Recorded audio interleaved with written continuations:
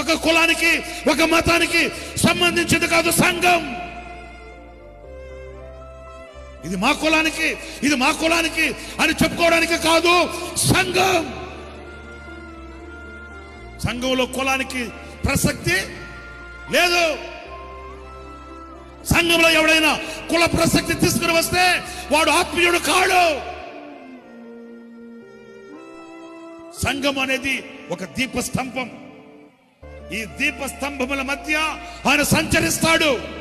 సంఘములో ఆయన యొక్క చలనం ఉంటుంది, ఆయన యొక్క సంచరించే అనుభవం ఉంటుంది. ఆయన ఇదిగో ఈ వేదిక దగ్గర నుంచి మీ మధ్యలో ఆయన సంచరిస్తూ నడుస్తాడు. మిమ్మల్ని ఒక్కొక్కరిని దర్శిస్తాడు, మిమ్మల్ని ఒక్కొక్కరిని స్పర్శిస్తాడు, మీ ఒక్కొక్కరి కోరికలు తెలుసుకుంటాడు.